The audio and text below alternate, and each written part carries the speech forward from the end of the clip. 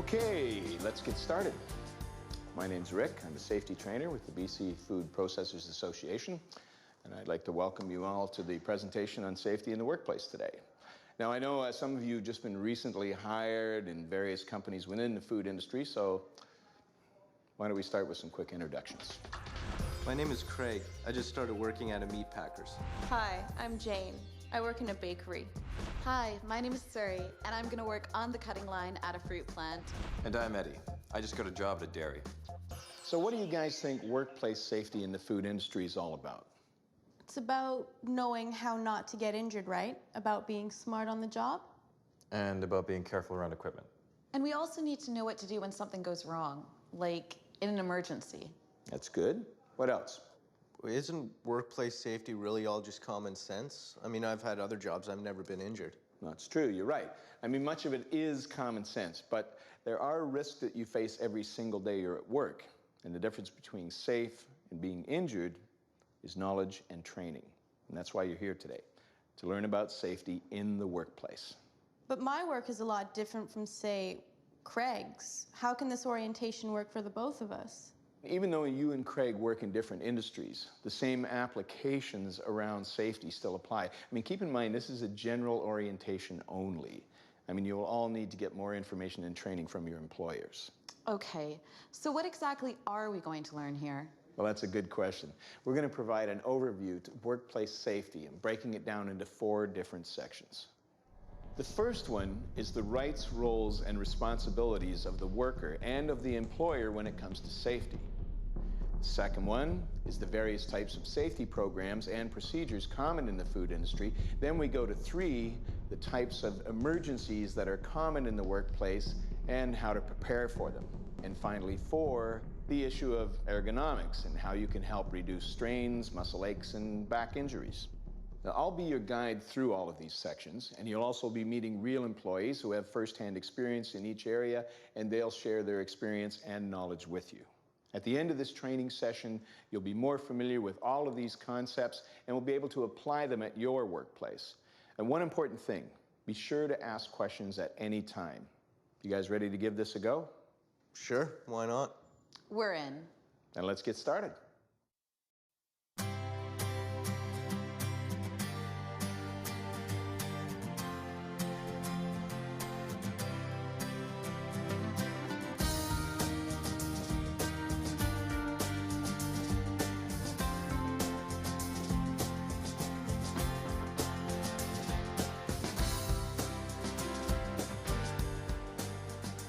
So whose responsibility is it to be safe at work? The person who got injured, I guess. I mean, they obviously didn't do something right.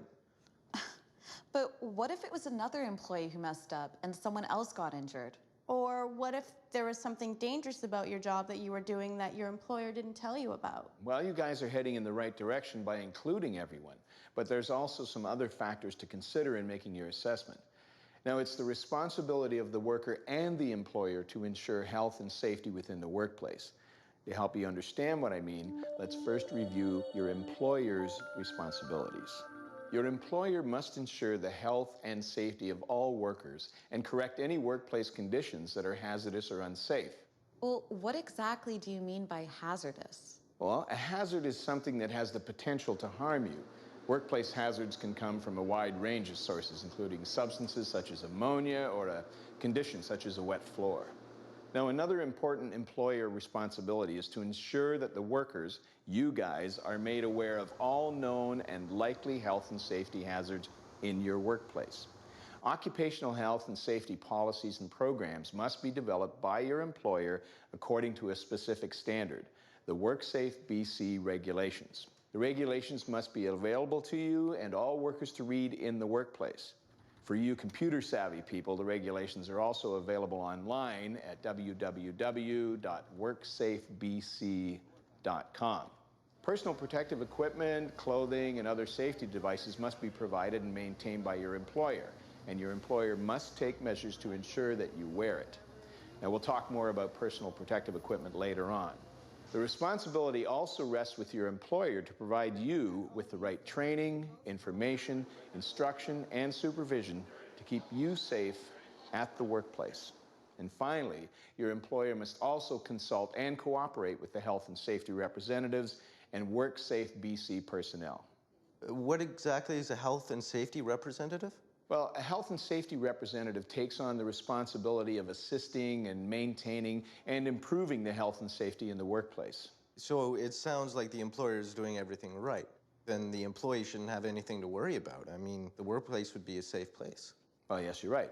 But workers also have important responsibilities that must be followed.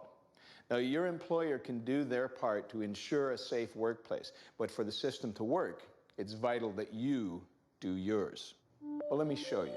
Here's what the regulations say about the responsibilities of the workers, you guys. Now, as a worker, you must take reasonable care to protect your own health and safety and that of your coworkers. You must also perform your job according to the safe work procedures developed by your employer. Now, remember, safe work procedures are made to ensure that you perform your tasks safely and are developed to meet or exceed the WorkSafe BC regulations. If you see something that's not safe, then you must let your supervisor know. Reporting hazards are another important worker responsibility. Or if you are asked to do something that you think puts you at undue risk of serious injury, then you can and must say no. Okay? Advise your supervisor immediately. This will start a process called a worker's right to refuse unsafe work. Your employer provides you with the right personal protective equipment to protect you, but it is your responsibility to wear it. Now, if your PPE device or clothing is missing or has a problem that may risk your health and safety, then you must let your employer know right away. We've talked about some of the things that you must do. Now, let's talk about some of the things that you must not do. You must not do anything that would put you or your coworkers' health and safety in danger. You must not be impaired at work from alcohol, drugs, or anything that may affect your ability to do your job safely or affect your coworkers' safety. Like your employer, you must also cooperate with the Worker Health and Safety Committee or representative and WorkSafe BC personnel. So it's really a shared responsibility then. I mean, the company has to do their part, but I guess we do too. If we don't, the system really doesn't work. Exactly. It's a process that remains in balance through the cooperation of both employer and worker. Now, if one side doesn't hold up their end of the bargain, then eventually someone will get hurt. I'll show you what I mean. Take a look at this real-life example. I enjoy working in first aid. It kind of sounds bad that, I enjoy patching bloody people up, but you get your training for CPR and stuff, so it makes me feel good that I can go in and help them out. We have a female employee, a younger girl, and she was cutting femur bones on a bandsaw, and her job was just to cut the femur bones into two pieces. It's not a skill cut or anything, it's just you just got to cut them in half. It's such a fast-moving blade, it's meant for cutting through bone. That's what it does. It's what doesn't differentiate between animal and human, right? Someone called lunch. And she looked over when someone called lunch. And she just shifted her hands a bit, and she cut into her finger. Brendan, the first aid. Brendan, first aid. And then I go in there and I look, and then I looked at it again and kind of focused on it, and it was like, holy, her finger's not there. It's lying next to the rest of her finger. It's completely been cut off and it's just hanging by this little flap of skin, and it was just like, oh my God, I couldn't believe this had happened. She was crying and hyperventilating. She's breathing really fast and erratic, and she wasn't bleeding at all from her wound, which is a sign of shock. You just got to tell her, I was like, you're not gonna die, you're gonna be okay, they'll take you to the hospital, and you're not thinking that in your head, you're kind of going, oh my God, she just cut her finger off. I never learned this in first aid. So, okay, that's right. Let's just put the finger back on and we'll wrap it up. The ambulance will be here real quick. We're really close to the hospital, so the ambulance was there in 2 minutes. I didn't really have time to make any mistakes, or just wrapped her up and got her outside. And we all do it. We get distracted. Even while driving, you might look over. We all do it. But, on a bandsaw, it's right there. It's humming. And it just takes a second. You can have a very serious accident. you know, pay attention to what you're doing, finish your job, and then go for lunch. Part of your orientation package at your workplace may include your employer's health and safety policy. Now, it's important for you to be aware of what it is all about. It represents the company's commitment to the health and safety program and is usually signed by the most senior manager to show how important the safety program is to the company. Is the health and safety policy the same as the company's rules and regulations? No. Your employer's rules and regulations outline what you can and cannot do at the workplace. The health and safety policy represents the company's commitment to health and safety. So what do you think of when I say personal protective equipment? Well, that's stuff like safety glasses and ear protection.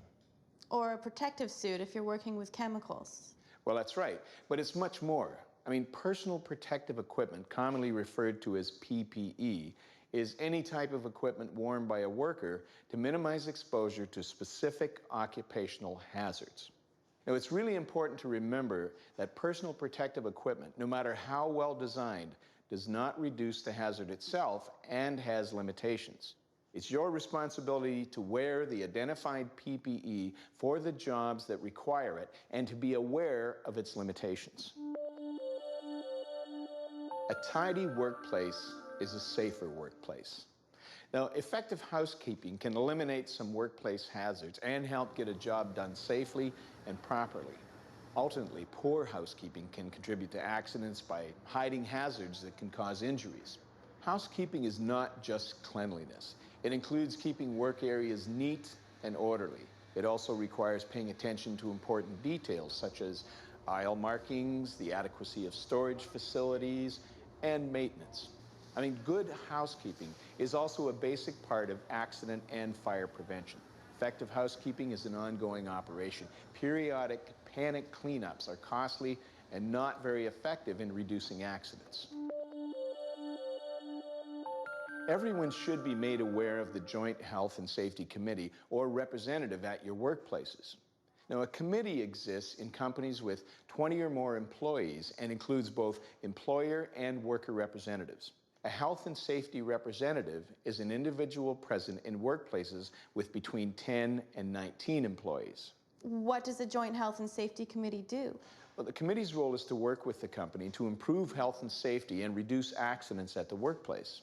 How does the committee actually do this? Well, the committee members are involved in inspecting the workplace to identify hazards and assist in providing recommendations to correct or minimize the hazards. The members also consult with workers and the employer on issues related to occupational health and safety and make recommendations for improvement.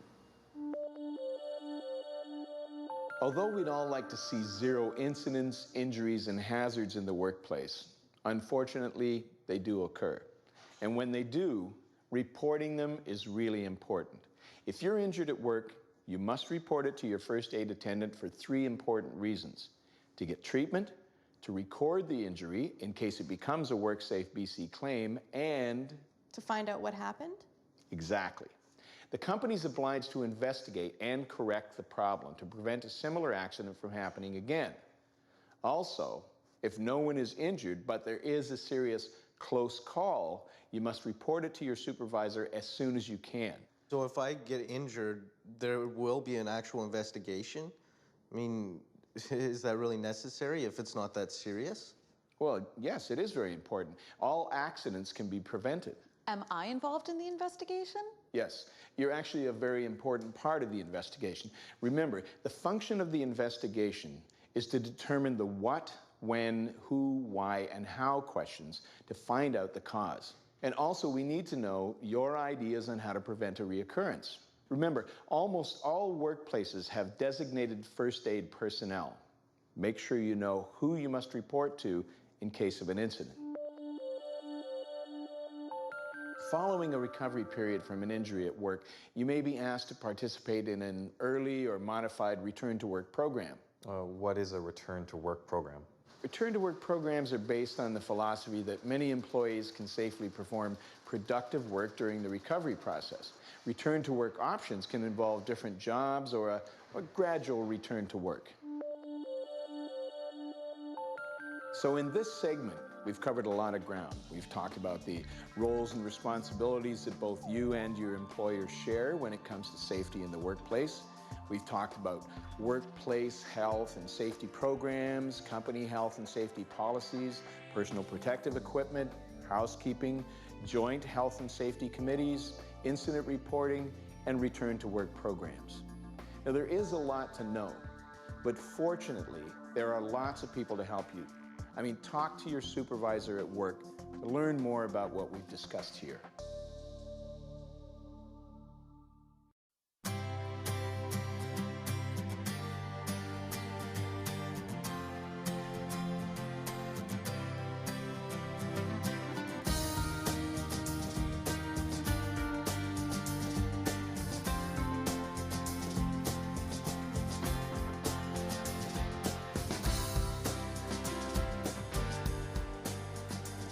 A workplace health and safety program is required in every workplace. What do you think that includes? Programs to make sure that employees are trained to perform their job. Yes, effective training programs are part of it. A program to inspect the workplace for safety hazards? Excellent. A safety inspection program. And a program to find out why an accident happened. Right, an investigation process. And what about a program to follow in case something goes wrong, such as a fire? You guys are really good. An emergency preparedness program. Now, others include a program to identify, assess, and eliminate or minimize hazards, and a program to maintain the health and safety records that we need to keep, such as first aid reports. Now, in this section, we're going to talk about programs that'll help you to perform your job safely. Now, Craig, first day at your new job, should you be expected to know everything about your job? No. Well, you know what? No one does. We all learn on the job to one extent or another, and a big part of that growth is learning how to do our jobs safely. Now, as workers, you guys need to know the safest way to do your work, and this includes knowing the hazards of your jobs at your workplace and knowing how to control these hazards. Having written safe work practices and procedures is an essential part of an occupational health and safety program in a workplace. Safe work procedures provide information necessary to assist all workers to perform tasks safely, including new workers. So what jobs should have work-safe procedures? Is it really only for jobs that are considered dangerous? Safe work instructions should be developed for each and every technique, process, and piece of equipment or machinery where there's a chance that you could get hurt. And that means just about everything in a typical workplace. And what do you do with the procedures after being trained on them? Follow them. Exactly. Now let me show you how important safe work procedures are. Watch this. The company is a bakery. We produce bread, maybe about 10 to 12 different varieties of bread. I have about perhaps about 40 employees. And my job is to ensure that things go smoothly, that we meet our production targets, that we do so in a very safe manner. Well, we had this young worker. I figure she's probably about 19. So what we had her doing, we thought was quite simple. She was supposed to be separating the dough if two of them got stuck together.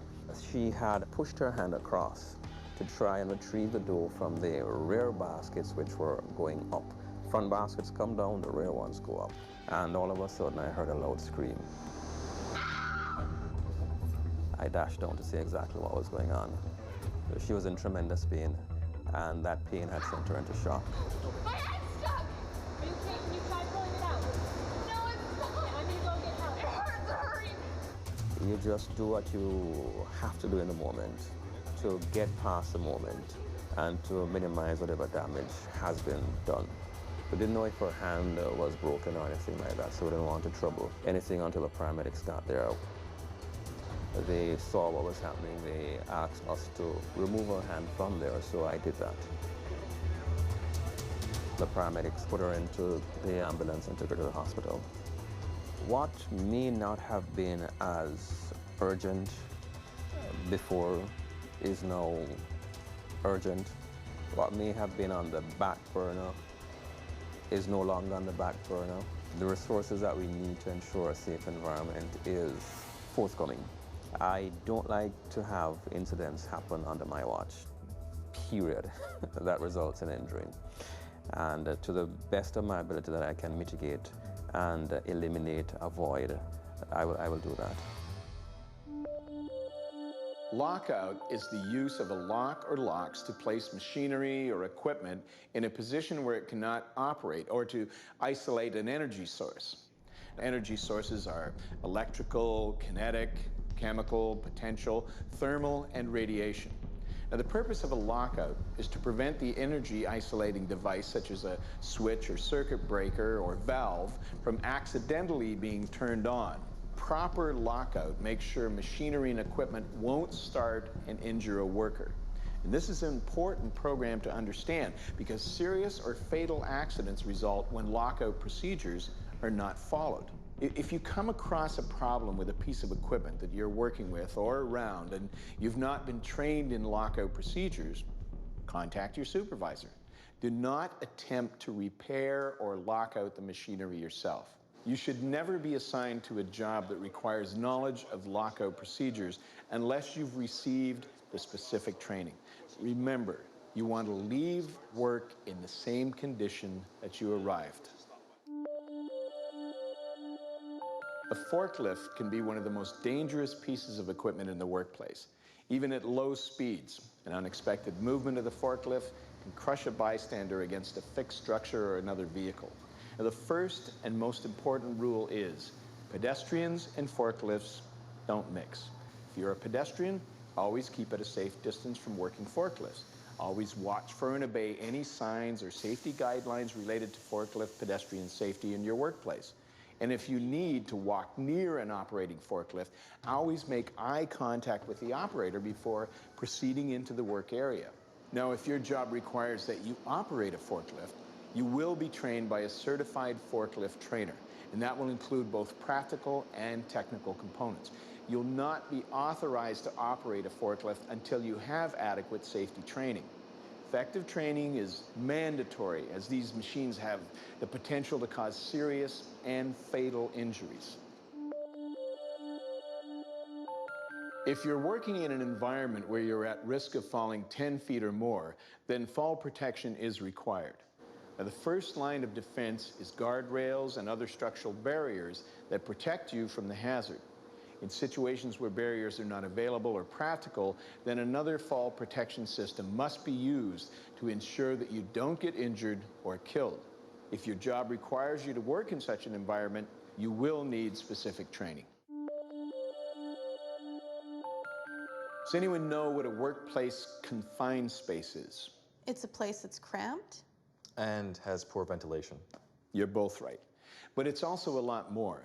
I mean, many workplaces contain spaces that are considered confined because their designs hinder the activities of anyone who must enter, work in, and exit them. And many workers are injured and killed in confined spaces each year. And for every worker that dies in a confined space accident, another 2 to 3 rescuers also perish. Confined spaces may contain hazardous atmospheres, including insufficient oxygen, toxic air, or an explosive atmosphere. They may also have physical hazards that may result, for example, in workers falling, being crushed or buried, or being drowned. And the thing about confined spaces is that workers are often in one without knowing it. For example, did you know that most tanks and silos are confined spaces? All confined spaces must be carefully assessed to identify every hazard. You should never enter a confined space without training and authorization. If you don't know whether it's a confined space, ask your supervisor. Never take a chance.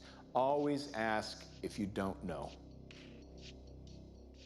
WHMIS is an abbreviation for Workplace Hazardous Materials Information System.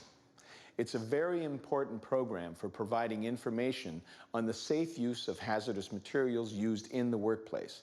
Information is provided by means of product labels, material safety data sheets, also referred to as MSDS, and worker education programs. Now, within WHMIS, individual hazardous materials are assigned to one of 8 classes. What's an MSDS? A material safety data sheet is an information sheet that contains details about the chemical, such as hazards, toxic properties, first aid and emergency procedures, and other important information. And generally, any question you have about the chemical can be answered in the MSDS. Why was the system developed? WMIS was created in response to the workers' right to know about the safety and health hazards that may be associated with the materials or chemicals that they use at work.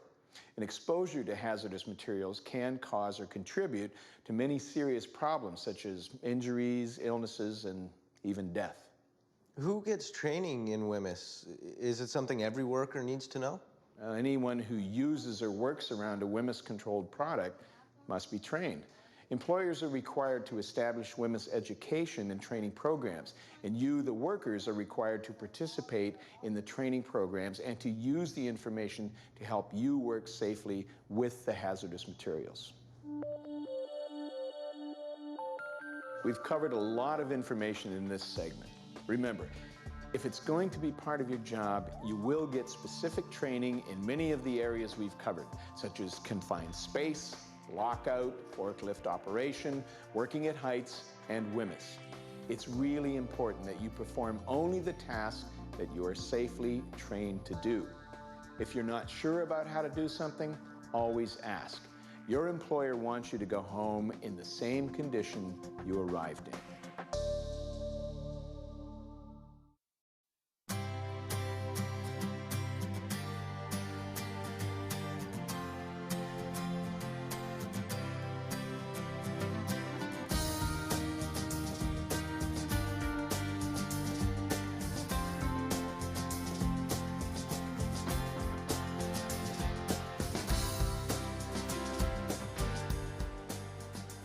We're going to talk about emergencies that happen at work and ways that you and your employer must prepare for them.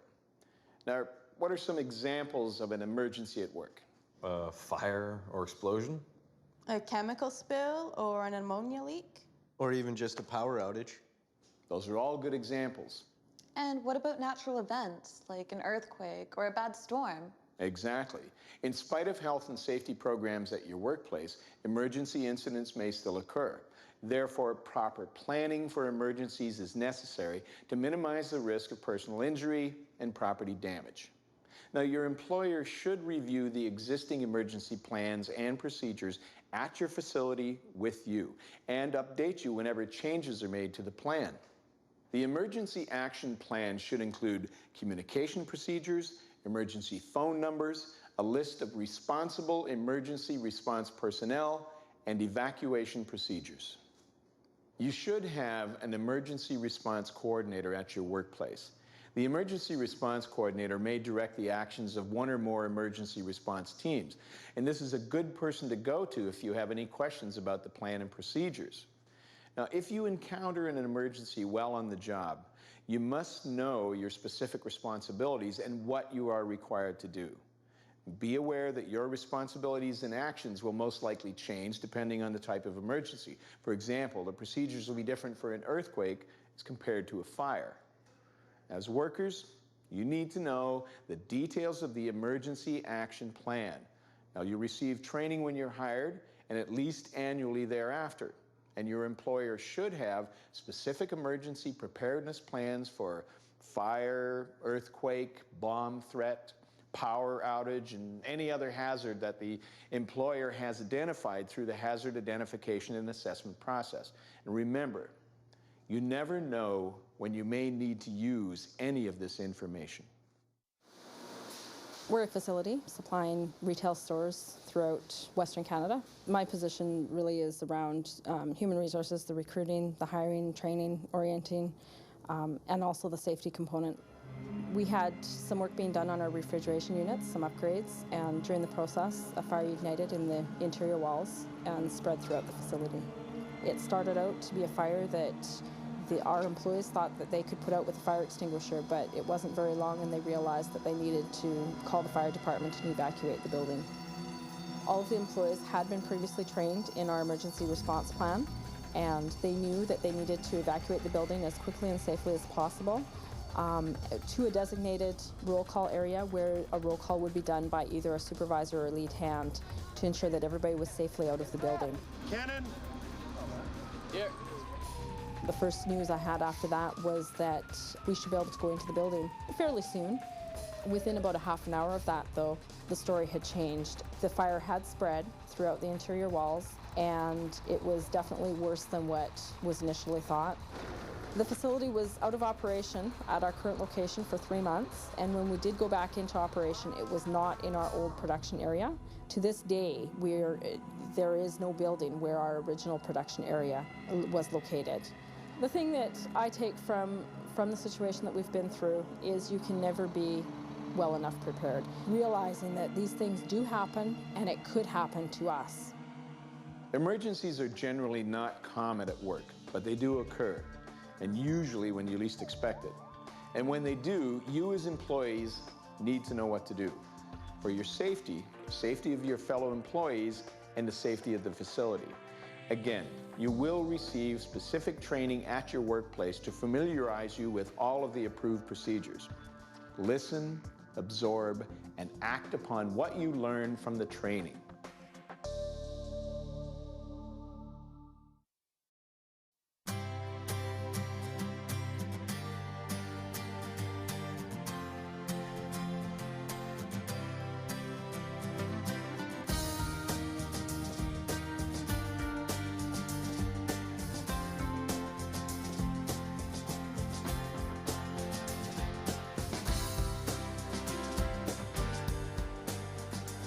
Have any of you found yourself feeling sore either while working or after work? Yeah, sometimes my wrists hurt after working a full shift. And sometimes my back is sore. I think it's from working in odd angles. Well, aches and pains such as you guys are describing normally involve the body's soft tissues, such as muscles, ligaments, and tendons. Now, fortunately, they generally have the ability to strengthen with increased workload. However, when the aches and pains don't go away and become chronic, well, then you've got a problem. Now, injuries such as these are known as musculoskeletal injuries, or MSI, and they're very common in the workplace, but they don't need to be, and they shouldn't be. Come on, my job is very physical. There's always going to be some soreness or injury. Everyone I work with has something hurting. Eddie, you bring up a good point. MSIs are so common that people have accepted it as a part of work, but changes can be made to reduce or eliminate the injuries. Hey, I'm a strong guy and I still get sore. Well, it's not about just being strong. It's about being strong in the core and in the back. And it's about changing how work is done or how the workplace is set up in order to ease the strain on your body. Now, this is called ergonomics. You'd be amazed how easy some of the changes are to make, too. I've invited an expert in the field to join us today and talk with you guys about MSI, ergonomics, and strengthening. His name is Stephen Grimmett. He's a kinesiologist.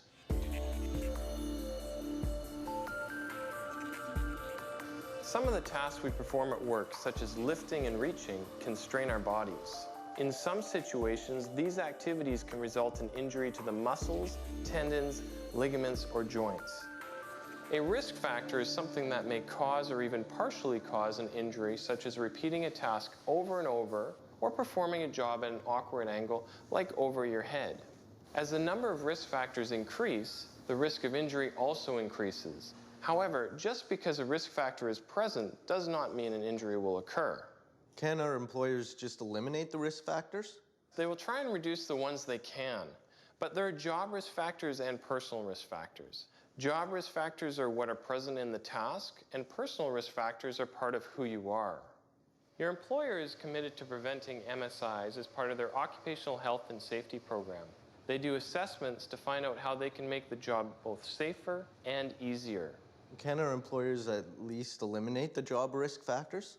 As with other hazards, it is impossible to remove all of the risk factors. As risks are identified, your employer must make adjustments to the job to reduce the risk as much as possible. These might include placing you on different jobs throughout your shift, using specific techniques to perform the task in a more ergonomically correct manner, changing your workstation, shift or break changes, or education programs to increase what you know about ergonomics. Ergonomics, what does that mean? Ergonomics is a fancy term for fitting the workplace to the worker. Ergonomic changes happen all the time in your workplace. Well, what can I do to prevent or reduce the risk of injury? There's an easy way to reduce your risk of MSI, and that is through regular stretching. Stretching helps increase blood flow to the area, keeping it warm and healthy. How can stretching possibly reduce my risk of being injured? The more flexible a person is, the less the likelihood of a torn or strained muscle. Over time, proper stretching strengthens both ligaments and tendons. It is also important for you to be able to recognize the early signs and symptoms of MSI. These are the body's early warning signals. What is the difference between a sign and a symptom? A sign can be observed, such as swelling, redness, or difficulty moving a body part. A symptom can be felt, but not observed, such as numbness, tingling, and pain. So what do I do if I have a sign or a symptom when working?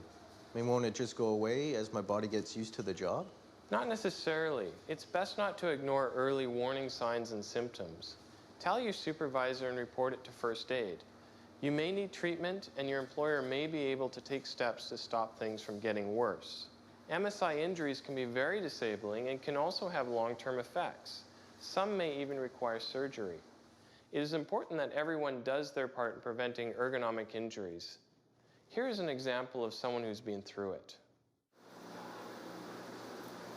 I've worked at a process plant for 25 years. It's a production line. It was a place of employment which didn't have health and safety concerns when I started out. My MSI injury was brought on by not having tools to assist me on weightlifting the product I was lifting in containers, not having the skills or the knowledge of how to lift properly, how to rotate your body properly when you're lifting. My MSI got really bad to a point where I didn't want to go to work. Carrying a burden of having pain 24 hours a day and trying to enjoy what you had and to have the happy times, it was hard, it was a struggle. Talking about it now, it's still, it's hard. It proceeded into where my doctor had said, Anne, we're going to send you to a specialist because this is not going to go away. I had 2 surgeries done. The first surgery was on my right shoulder, where they went in and they shaved the rotor cuff and they took out my bursa sac. And on my left shoulder, I had the exact same surgery done. It was a relief because the pain subsided. I had time to heal. I had time to do a different routine to get better, to put myself back where I was pain-free. When you have a management team, knowing that health and safety is so important to make their employees come to work, fill in their hours, and go home happy is important. It's important that nobody goes home in pain. Nobody goes home depressed because of pain. It's not a good thing. It's a burden. It's something you don't want to carry by yourself. I've been back to work full swing for 3 years. I'm very happy. The pain is gone and I'm myself again.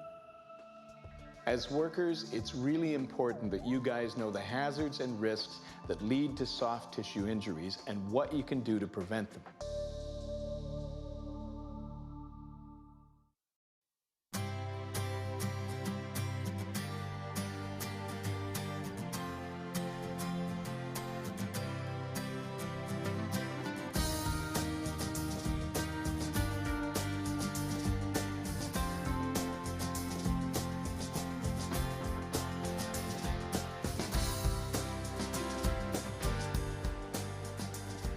Okay, you guys, we've almost reached the conclusion of this safety orientation session. Now, I want to ask you guys a few questions about what you've learned. What do you guys know about the roles and responsibilities around safety in the workplace? First, it's a shared responsibility between us, the workers, and our employers. There is also a health and safety program at every workplace, and companies with at least 20 employees have a joint health and safety committee.